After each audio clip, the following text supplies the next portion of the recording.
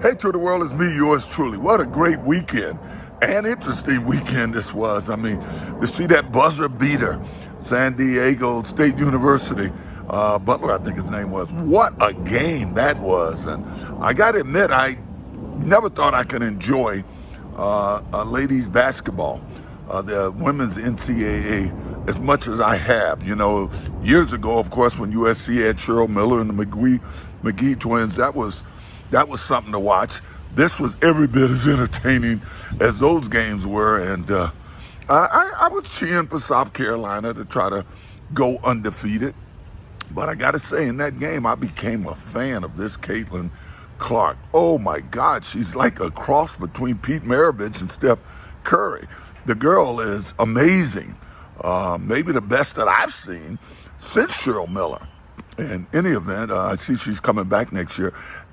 I think it's pretty cool that they can make money. She'll probably make more money being Player of the Year coming back to Iowa than she can make in the WNBA. I think the highest paid salary in the WNBA is something like $238,000. This girl will probably make $1 million or more staying in college.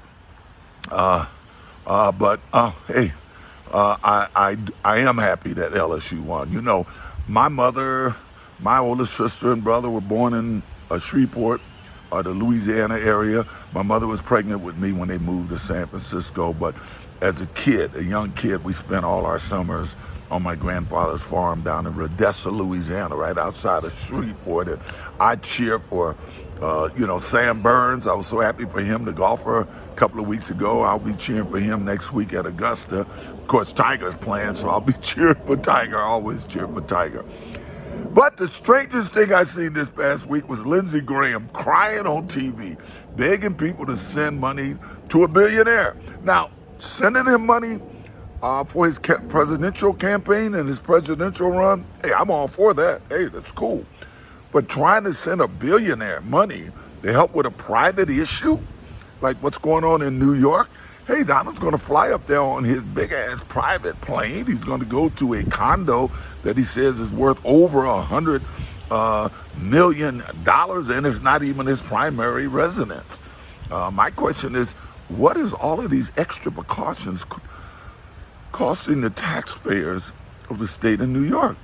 I mean, geez, you got Lindsey Graham crying, asking Americans to send their hard-earned money to help a billionaire with a private, personal issue. Yeah, somehow it just doesn't seem right. In any event, hey, send me the money. I'm just saying, I could use it. Well, it should be an interesting week. And as I said, I was I guess what you would call a friendly acquaintance of Donald's back in the day. I always liked him. You got to tell you, I did always like him. And hey, I kind of wish him luck. But hey, let the legal system work. I'm just saying. Take care.